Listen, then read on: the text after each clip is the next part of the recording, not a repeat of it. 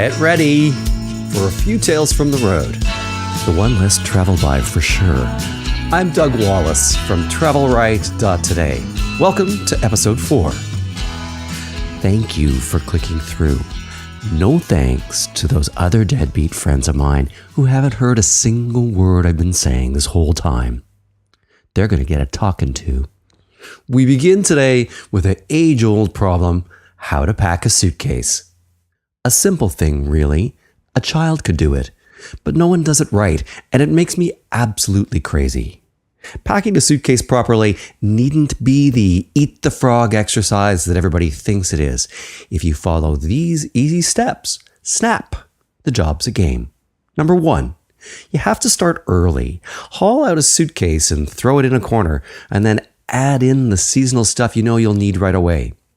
This is also a good time to discern if anything needs to be mended, dry cleaned, or replaced. Start a list on your phone and add to it as things occur to you, and make another list of stuff that you're going to need to buy. I keep a cardboard box in my office and just throw things into that as they occur to me. Number 2, check the facilities on the other end. Is there a washer and dryer at your Airbnb? Or a laundromat around the corner? A quick Google of this can cut the amount of clothes you need to take along in half. Some hotels and cruise lines have stopped charging those crazy, stupid prices like they once used to. If you don't know, just pick up the phone and ring the hotel in advance and ask what they charge. Number 3, mix and match, people. Absolutely everything in your luggage needs to go together in some way. Break it down into one color palette. I do navy, tan, cream, purple, mauve, powder blue, eggplant, and maybe some pink. On Wednesdays, we wear pink. Number 4, go with neutrals. White shirt, black shirt, blue shirt, repeat. Tan pants, black pants. Versatile neutrals can be dressed up with colorful accessories that weigh much less, jewelry or whatever it is. Number 5, embrace the power of one. One jacket, one suit, one skirt, one pair of blue jeans, one pair of khakis, one swimsuit. You get the idea. Number 6, embrace the power of 2. If you're not going to wear something at least twice, leave it at home. Number 7, go easy on the shoes. No one's looking at your feet anyway.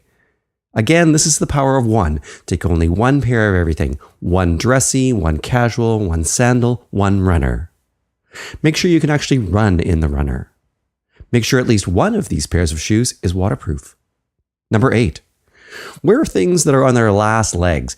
Pack a few crap items, dead suckettes, yellowing white polos, frayed dress shirts, and then just wear and toss.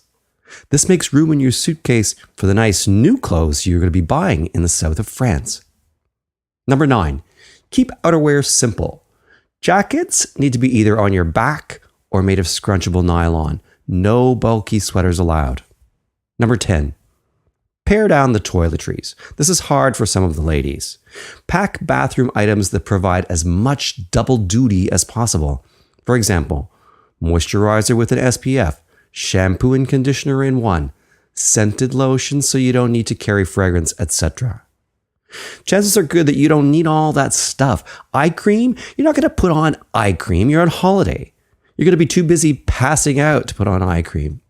Number 11, dump all the heavy stuff. No books or magazines, tablets only. Speaking of which, you don't need both a laptop and a tablet. Number 12, I can't believe we're at 12. Streamline the other gizmos. Pack the point and shoot, not the SLR. Leave things like travel steamers and coffee makers at home. Oh, here's a bonus tip. You're so lucky. A bonus tip, create a mini drugstore kit. This should include ibuprofen, acetaminophen, sinus congestion medicine, cold and flu tablets, alcohol-based wipes, anti-diarrhea medicine, anti-nausea medicine, an antacid, various sizes of adhesive bandages, and throat lozenges. Check with your doctor before taking any medication, and don't forget the heartburn pills at your peril. Don't forget those. That was a lot of tips. The hot hotel of the week this week is the Unico 20 degrees 87 degrees Hotel Riviera Maya on the Caribbean side of Mexico. I wrote about it last year for Air Canada's En Route magazine. It's an upscale, adults-only, all-inclusive that is just so beautifully designed, and they really are the pioneers of the reinvention of the all-inclusive, making it cooler than it has been in years. The Unico has so many swimming pools, even the swimming pools have swimming pools. The Yucatecan restaurant there is superb. It's called Cueva Siete, or Cave 7, and they rotate in top Mexican chefs to do a stint and then move on to someone else. It's a very cool concept, and they'll let you create your own margarita if you ask nicely. There's a food event there in July and August where each week a different big chef takes control of one of the Unico restaurants and transforms it into their very own kitchen. Chefs from Mexico, Spain, and Ireland trade off wearing the big apron strings. It's a fun idea. Rooms in the Unico start at $370 per night, and remember that this is an all-inclusive price. Visit unicohotelrivieramaya.com. This episode's essential is the Genius Pack compression cubes. As baggage fees rise and carry-ons get smaller and smaller, organizing the way you pack becomes paramount, as mentioned a few minutes ago, if you were indeed listening. The brand Genius Pack has a set of 3 zippered nylon pouches, small, medium, and large. I like them because they let you squeeze in more into your suitcase with a stretchy cover that helps scrunch everything down. Those are about $50 for a set of 3. A big one holds a dozen dress shirts. That's no guff. Visit geniuspack.com. In my ongoing quest to eat my way around the world, you know I'm getting really good at it. One of my favorite things to do is eat something called sneaky solo lunch. I sneak off and sit down to a nice $100 lunch, and then I don't say anything ever. No one notices it on the credit card because I'm the credit card administrator. I walked into what I thought was a cafe recently, but it turned out to be a bit fancy, so I just sat down anyway. I had the full-size lobster roll, French fries, a silver boat of hollandaise, a frisee salad, and a glass of wine. It was almost $85. Second to really, really enjoying it, not telling anyone about it is also part of the fun. Treat yourself. Seriously, life is short, too short to worry about the odd sinful lunch. When it comes to dining out in strange towns, though, the advice today is to plan ahead so you don't waste time thinking about it while you're on the ground, or you get stuck eating somewhere crap because you just didn't know any better. I hit the websites of the independent weekly news magazines in the cities I'm visiting, like the Toronto Life or the Time Out of that particular town.